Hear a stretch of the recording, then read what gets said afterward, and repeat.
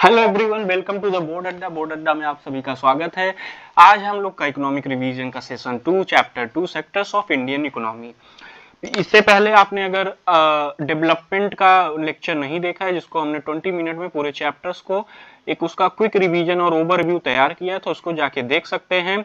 आपका एग्जाम 25 को, उससे पहले मेरी कोशिश होगी कि आपके जितने सोशल साइंस के सिलेबस जितने भी चैप्टर हैं उसको कंप्लीट किया जाए और आपके बोर्ड एग्जाम की प्रिपरेशन में वैल्यू ऐड किया जा सके। तो आइए स्टार्ट करते हैं sectors of Indian economy. Sectors of Indian economy means what were the major sectors that contribute to the Indian economy. कौन कौन से वो सेक्टर्स हैं जो इंडियन इकोनॉमी में कंट्रीब्यूशन पे करते हैं, उन सेक्टर्स को हमको यहाँ पर पढ़ना है। देखो, नेचर ऑफ एक्टिविटी की किस प्रकार की नेचर एक्टिविटीज जो एक्टिविटीज की जा रही है, उनका प्रकृति, उनका एनवायरनमेंट क्या है, उसके हिसाब से हम लोग सेक्टर्स को 3 पार्ट में डिवाइड करते हैं। पहला प्राइमरी, दूसरा सेकेंडरी सेक्टर,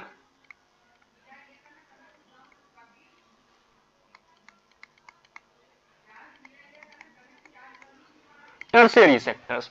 अब लोग, primary sectors are those sectors which are the primary activities, the economic activities which are very primary in nature. For example, agriculture and mining, dairy, fishing, all these activities that were related to the natural or by or the we produce this activities, or we produce the product in these activities through the use of natural product, that is we called as the primary sector। इसमें हम लोग जो है natural resources को exploit करते हैं और उससे कुछ ना कुछ गुड्स प्रोड्यूस करते हैं, इसको प्राइमरी सेक्टर्स भी कहते हैं।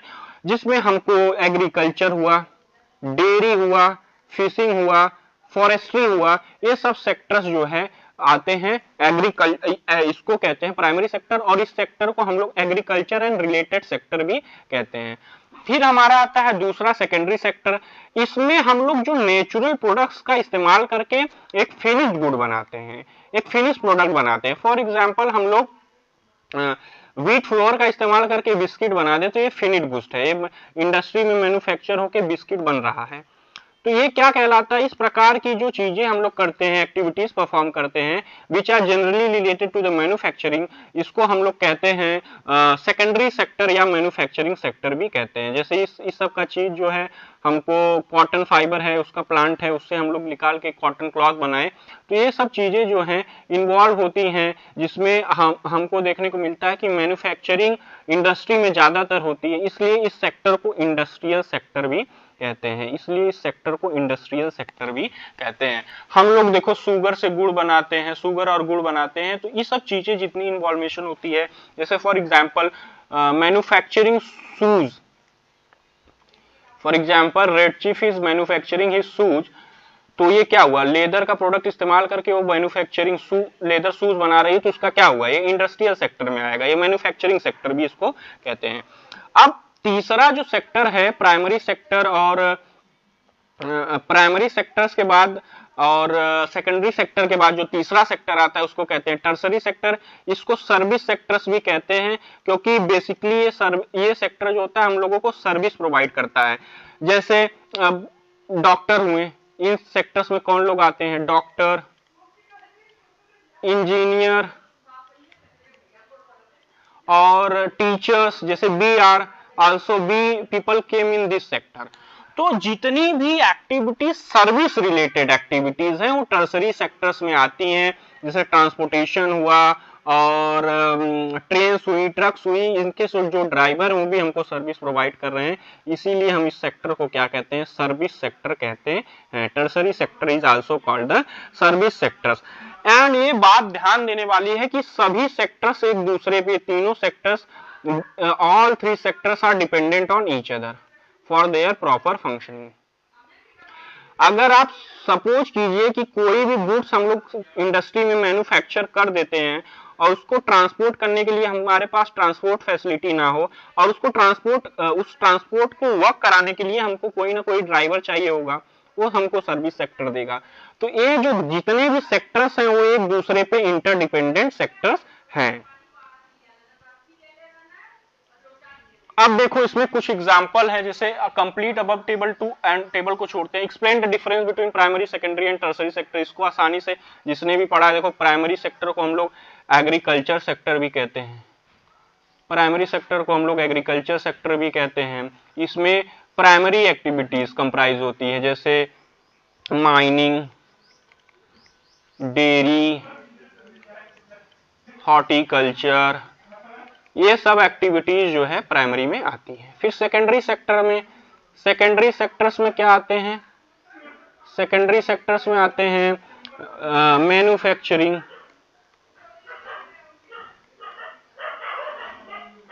अब वो किसी भी प्रकार की हो सकती है, कार मैन्युफैक्चरिंग हुई, बाइक मैन्युफैक्चरिंग हुई, फिर आपका लैपटॉप मैन्युफैक्चरिंग हुआ, जो मतलब हम लोग इंडस्ट्री में जिसको उसके आउटपुट प्रोडक्ट को सिंथेसाइज करते हैं इंडस्ट्री में, उसको क्या कहते हैं, सेकेंडरी सेक्टर ऑफ मैन्युफैक्चरिंग। अब जैसे इसमें कुछ लिस्ट दी हुई है, उसको कंप्रोमाइज करना है। जैसे टेलर क्या हुआ, एक सर्विस प्रोवाइड कर रहा है, सर्विस सेक्टर का हो गया। बास्केट वीवर भी सर्विस प्रोवाइड कर रहा है, तो सर्विस सेक्टर का हो गया। फ्लावर कल्टीवेटर, अगर आप उसको बात करें कि वो तो सर्विस कर रहा है लेकिन वो प्राइमरी रिलेटेड एक्टिविटी नेचर का कर रहा है, तो प्राइमरी कल्चर हो गया। मिल्क वेंडर, ये भी प्राइमरी रिलेटेड हो गया, हालांकि वेंडिंग कर रहा है वो प्राइमरी सेक्टर से ही रिलेटेड है, सर्विस में प्रोवाइड कर रहा है लेकिन प्राइमरी से। फिशरमैन, वो भी प्राइमरी सेक्टर से हो गया। अब प्रीस्ट है, ये क्या होते हैं, सर्विस, टोटली सर्विस है, हमको सर्विस, पूजा पाठ करते हैं। कुरियर हो गया, ये भी हमको सर्विस प्रोवाइड करता है। वर्कर्स इन मैच फैक्ट्री, देखो ध्यान देने वाली बात है, पूछा वर्कर्स इन मैच फैक्ट्री नहीं पूछा, वर्कर्स इन मैच फैक्ट्री, तो सर्विस सेक्टर।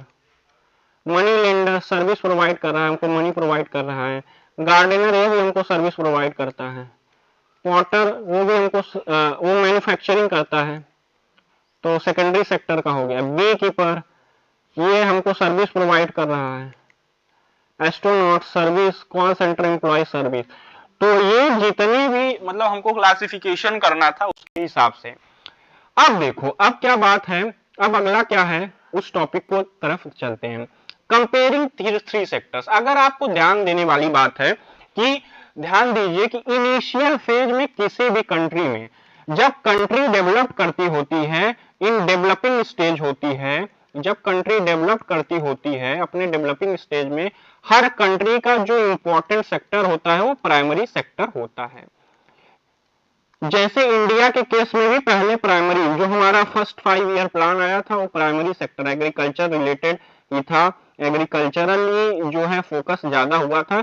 फिर उसके बाद हमको शिफ्टिंग देखने को मिलती है। शिफ्टिंग कहां से देखने को मिलती है, हमको शिफ्टिंग देखने को मिलती है कि धीरे धीरे अब शिफ्टिंग हमको सेकेंडरी सेक्टर की तरफ और टर्सरी सेक्टर की तरफ देखने को मिलती है। हमारा सबसे ज्यादा इकोनॉमी में शेयर देने वाला सेक्टर आज के समय में टर्सरी सेक्टर ही है।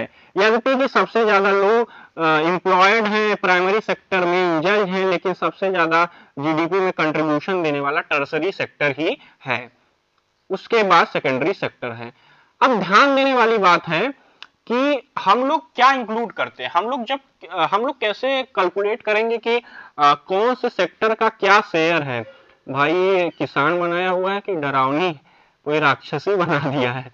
तो अब ये देखो इधर, तो ये इनका शेयर कैसे हम लोग देखेंगे कि ये कोई जो सेक्टर है वो कितना शेयर दे रहा है, तो हम उस सेक्टर्स की फाइनल गुड्स एंड सर्विसेज जो प्रोड्यूस होती हैं उसको हम लोग मेजर करते हैं, फाइनल गुड्स एंड सर्विसेज को। अब जैसे फॉर एग्जाम्पल हम अगर बात करें कि हाँ एक सोचो पार्ले जी है, पार्ले जी कंपनी है, वो बिस्कुट बनाती है और उसका जो है हम फाइनल गुड जो आता है पार्ले बिस्किट, उसी को हम लोग कंसीडर करेंगे। ये नहीं कि उसके लिए उसने इस्तेमाल किया वीट, लेकिन इनके पैर को मत समझ लेना, वीट इस्तेमाल किया, फिर उसमें लेबर कॉस्ट भी लगी, तो इन सबको निकल करके जो उसका फाइनल प्रोडक्ट रहता है, फाइनल एमआरपी रहती है, जैसे 5 रुपए का है या 10 रुपए का है, तो उसको हम लोग कंसीडर करते हैं, ना कि पूरे प्रोसेस को। तो हम लोग क्योंकि ये तो पहले से ऑलरेडी इंक्लूड है, अगर बार बार इंक्लूड करेंगे तो क्या होगा, एरर आ जाएगा। कोई भी अगर हम जीडीपी भी कैलकुलेट कर रहे हैं तो उसमें भी एरर आ जाएगा। और बेसिकली ये चीज आपको जीडीपी के संक्षेप में पढ़ना ही है। क्यों, क्योंकि जीडीपी में हम लोग फाइनल गुड्स एंड सर्विसेज को इंक्लूड करते हैं। अब आगे देखो जीडीपी होगी, जीडीपी क्या होती है उसको पढ़ते हैं, सॉरी एक मिनट, एक मिनट, हाँ नहीं हिस्टोरिकल चेंजेस। अब देखो जीडीपी क्या होती है, देखो GDP is nothing but the final goods and services, final goods and services, ध्यान देखिएगा जो लिख रहे हैं, final goods and services produced within the territory of country, within the territory of country, spelling शायद गलत है, उस पर ध्यान मत दीजिएगा, within the territory of a country for a particular year, मतलब बेसिकली 1 ईयर के लिए जो होता है उसको हम लोग क्या कहते हैं। ध्यान देने वाली बात है कि वो टेरिटरी की बात कर रहा है। अगर हम लोग इंडिया की जीडीपी कैलकुलेट कर रहे हैं तो हम लोग इंडियन टेरिटरी की ही बात करेंगे। तो देखिए यहाँ पर भी उसी तरीके से लिखा है, the value of final goods and services produced in each sector during a particular year provide the total production of that sector.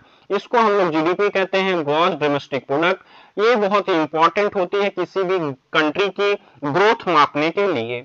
हमारे जो इंडिया में काफी चेंजेस हुए हैं पिछले 100 साल की बात करें तो जीडीपी कैलकुलेशन की, और हमको देखने को मिलेगा कि प्राइमरी सेक्टर से शिफ्टिंग हमको देखने को मिलेगी किधर, सेकेंडरी सेक्टर में।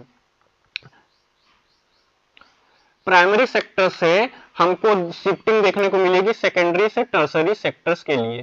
देखो अब यहाँ rising importance of tertiary sector, क्योंकि हमको बैंकिंग भी चाहिए होती है, बेसिक सर्विसेज जितनी include hospitality, health care, teaching, schooling, तो उसमें क्या टर्सरी सेक्टर्स के लोग ज्यादा इन्वॉल्व होंगे, और कहीं ना कहीं हमको जो अनएम्प्लॉयमेंट की सिचुएशन उससे भी जो है छुटकारा देखने को मिलेगा। जैसे फॉर एग्जांपल एग्रीकल्चर, आज का जो हमारा एग्रीकल्चर सेक्टर है, एग्रीकल्चर सेक्टर में ज्यादा लोग इन्वॉल्व हैं, लेकिन उसका शेयर जो है जीडीपी में, जो उसका शेयर है जीडीपी में, जो एग्रीकल्चर का शेयर है वो बहुत ही कम है। तो अगर हम बात करें एग्रीकल्चर में लोग ज्यादा इन्वॉल्व है लेकिन जीडीपी में उसका शेयर जो है बहुत ही लेस है। तो अगर हम दूसरे सेक्टर्स को ग्रोथ करें तो ये जितने लोग बेमतलब का इसमें इन्वॉल्व है एग्रीकल्चर सेक्टर में, अगर हम लोग बात करें उसको सेकेंडरी सेक्टर को बूस्ट करें और टर्सरी सेक्टर को बूस्ट करें तो ये लोग यहाँ पर भी एम्प्लॉयमेंट पाएंगे। और कुछ अदर, फॉर एग्जांपल अगर एक एकड़ का प्लॉट है, उसकी खेती एक घर के 5 लोग करते हैं, तो ये कहाँ तक जजमेंटल है, कहाँ तक ये बेनिफिट दे रहा है कंट्री को।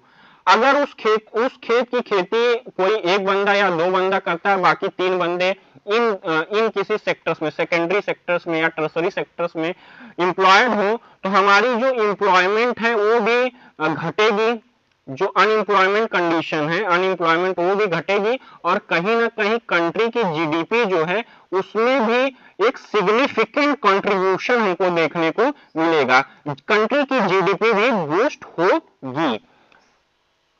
तो ये काफी क्यों, क्योंकि और इस प्रकार के अनएम्प्लॉयमेंट को क्या कहते हैं, जैसे एक सेक्टर में, जैसे एग्रीकल्चर में ज्यादा लोग एम्प्लॉयड हैं, ज्यादा लोग पढ़े हुए हैं, उसकी मतलब जितनी जरूरत नहीं है, मतलब वहां एग्रीकल्चर सेक्टर में उतनी जरूरत नहीं है जितने लोग वहां पर उसको कार्य कर रहे हैं, तो इसको क्या कहेंगे, इसको कहेंगे डिसगाइज्ड एम्प्लॉयमेंट, डिसगाइज्ड अनएम्प्लॉयमेंट।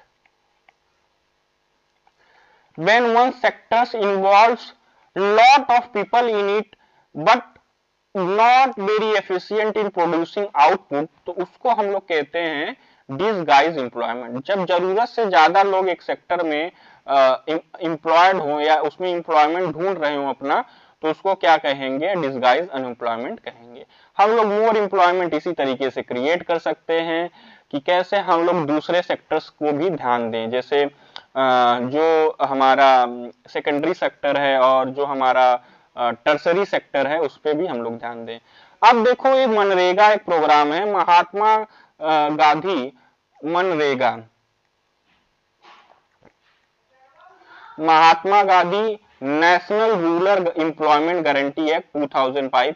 इसमें क्या होता है कि जो लोग काम करने में मतलब समर्थ हैं, all those who are able to work, और उनको काम चाहिए होता है, तो रूरल एरियाज में गवर्नमेंट की तरफ से 100 दिन की एम्प्लॉयमेंट गारंटी मतलब रोजगार की गारंटी दी जाती है 1 साल में। अगर वो ऐसा नहीं कर पाते हैं तब भी उनको एक मिनिमम वेज या एक एम्प्लॉयमेंट अलाउंस, उनको बेरोजगारी भत्ता उनको देना पड़ता है मनरेगा वर्कर्स को। ये गांव वगैरह में काफी प्रचलित है। अगर आप गांव पृष्ठभूमि से हैं तो आप मनरेगा का नाम कहीं ना कहीं सुने होंगे।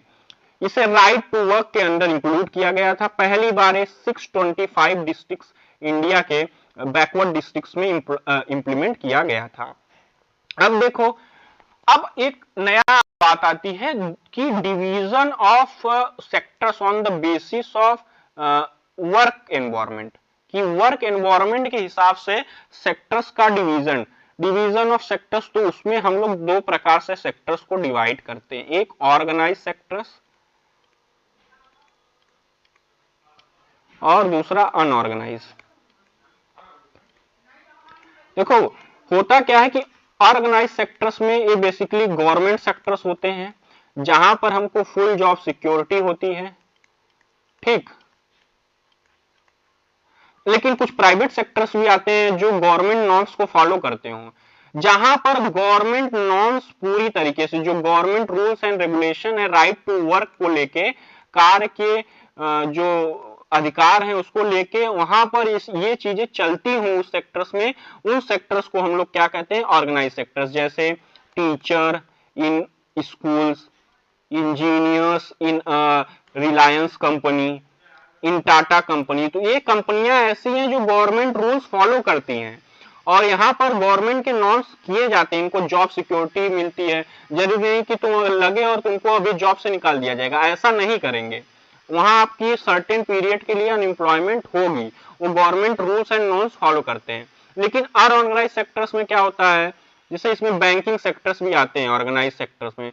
इसमें क्या होता है कि कोई वेज वर्कर है, देखो घर बन रहा है, आप कोई मिस्त्री लगाए हुए हैं, कोई लेबर लगाए हुए हैं, जरूरत नहीं है आप निकाल देते हैं। वहां कोई जॉब सिक्योरिटी नहीं है, कोई वर्क एनवायरनमेंट अच्छा नहीं है, आप जैसे मन तैसे उसको खटा रहे हैं, उससे काम ले रहे हैं, हाँ मतलब वर्क ले रहे हैं, उसको भूख लगी हुई है तब भी आप कह रहे हैं नहीं देखो काम नहीं करेंगे तो पैसा नहीं दिलेगा।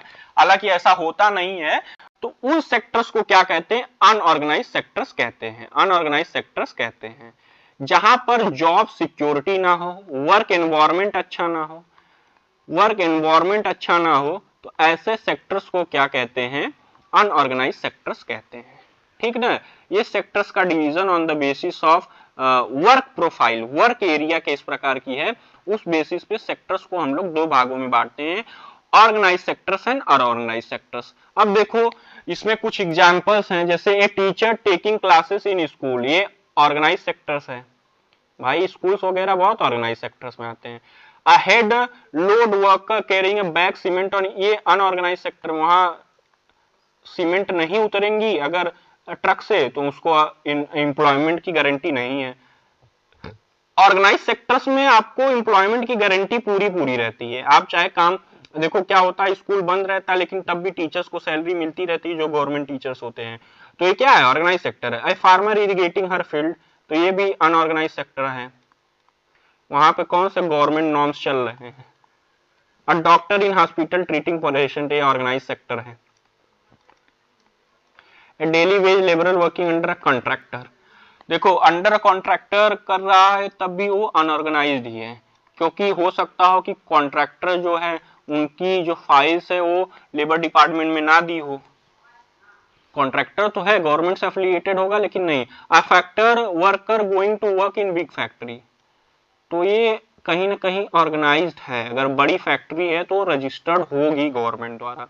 ये हैंडलूम वीवर यहाँ अनऑर्गेनाइज है, उसका सामान बिकेगा तब वो एम्प्लॉयमेंट पाएगा, तब वो पैसा पाएगा।